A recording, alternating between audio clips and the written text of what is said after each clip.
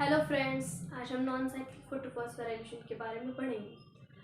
Photosynthesis एक ऐसी process है जिसमें ग्लूकोज तैयार किया जाता है प्लांट्स में। ठीक है। फोटोसिंथेसिस के दो स्टेजेस होते हैं, एक लाइट रिएक्शन और एक डार्क रिएक्शन। तो डॉक्टर अर्नान जो है उन्होंने ये सजेस्ट किया था कि लाइट रिएक्शन जो है वो दो पाथवेज में कैरिड आउट होती है। ठीक है। तो फर्स्ट है non cyclic photophosphorylation and second है cyclic photophosphorylation. Non cyclic photophosphorylation अभी हम स्टडी करेंगे, बट उससे पहले हमें ये पता होना चाहिए कि what is photophosphorylation. Photophosphorylation is a process in which the ATPs are generated by using the solar energy and pigments। ठीक है, तो यहाँ पे लाइट का यूज करके ATPs तैयार किए जाते हैं।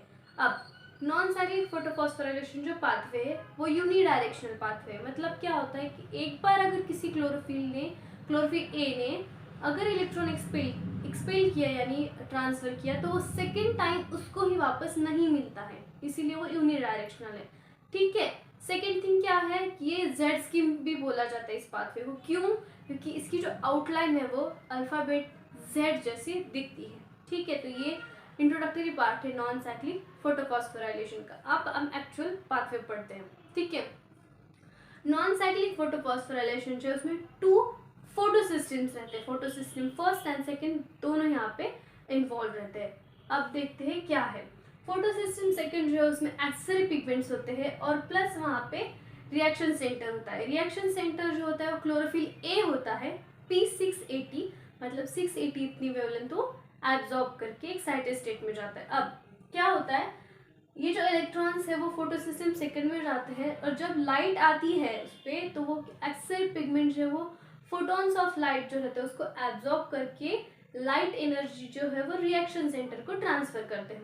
अब जब रिएक्शन सेंटर को ट्रांसफर करते हैं तो वो एक्साइटेड स्टेट में जाता है। ठीक है, क्योंकि उसके पास इलेक्ट्रॉन आ गए और इलेक्ट्रॉन जो हाई एनर्जी मॉलिक्यूल्स है तो वो क्या करता है, ये एक्साइटेड स्टेट में जाता है। फिर उसको एक्साइटेड स्टेट से स्टेबलाइज होना है। ठीक है, तो वो इलेक्ट्रॉन डोनेट कर देता है फियोफाइटिन को। अब फियोफाइटिन जो है वो एक क्लोरोफिल ही है, लेकिन क्लोरोफिल स्ट्रक्चर में सेंटर में मैग्नीशियम आइटम रहता है, लेकिन फियोफाइटिन में जो है वो उसमें 2 हाइड्रोजन आइटम्स रहते हैं। अब फियोफाइटिन जो है वो उसके इलेक्ट्रॉन्स क्यू ए, एक्चुअली ये PQA है। PQA Q is a क्यूनोन, but PQ is a plastoquinone, यानी प्लांट्स में ऑब्जर्व किए जाने वाले क्यूनोन्स। ठीक है, तो प्लास्टोक्यूनोन ए यानी जो कि D2 प्रोटीन से बाउंडेड होता है उसकी तरफ जाते हैं। फिर वो जो इलेक्ट्रॉन QB को ट्रांसफर करते हैं, ठीक है, जो कि D1 प्रोटीन से बाउंडेड होता है। फिर प्लास्टोक्यूनोन बी जो है वो इलेक्ट्रॉन ट्रांसफर करता है साइटोक्रोम B6F। साइटोक्रोम B6F को इलेक्ट्रॉन ट्रांसफर करते time ADP plus inorganic phosphate और उससे ATP जनरेट होता है। तो during the transfer of electron from PQB and plastoquinone B to cytochrome B6F the ATPs are generated. ठीक है, ये MCQ में भी क्वेश्चन आ सकता है कि when the ATP generated in the non cyclic photophosphorylation. Okay, then cytochrome B6F. Cytochrome is a heme protein. Heme protein means what? The heme is as a prosthetic group in that protein, like our hemoglobin. Hemoglobin is also heme protein.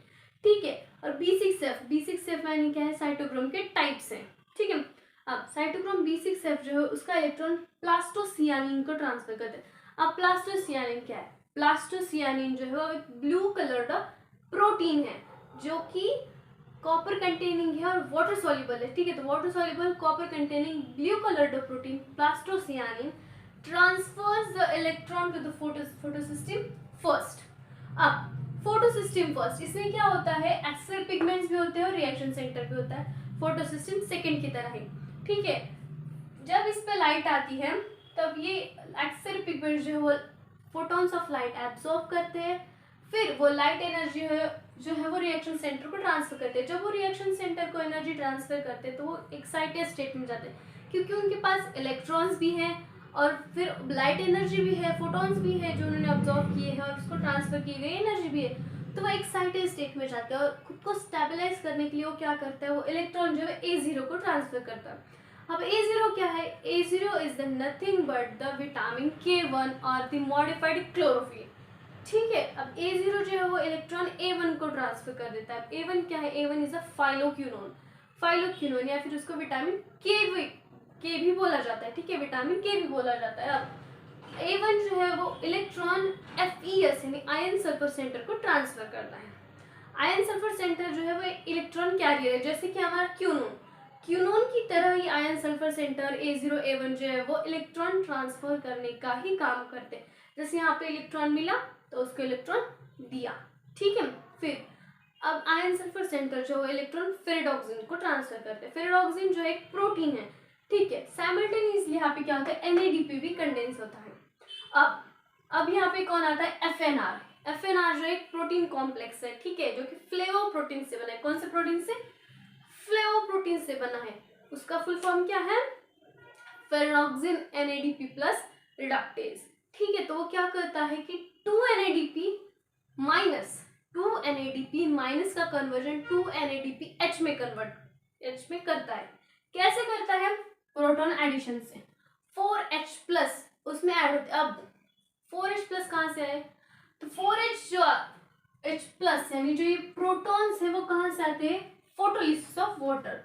What is photolysis of water, ठीक है, due to effect of light the water is a split, ठीक है। इसको splitting of water भी बोल सकते हैं, या फिर breaking down of water molecules, या फिर फोटोलिसिस ऑफ वाटर। तो आप यहाँ पे स्प्लिटिंग ऑफ वाटर मॉलिक्यूल बोल सकते हैं, ठीक है। तो वाटर की स्प्लिटिंग आउट कैसे होती है, तो H प्लस और OH माइनस, ठीक है, उसकी स्प्लिटिंग की है हमने। तो H प्लस जो होते हैं उसको प्रोटॉन कंसीडर किया जाता है, OH माइनस उसको इलेक्ट्रॉन।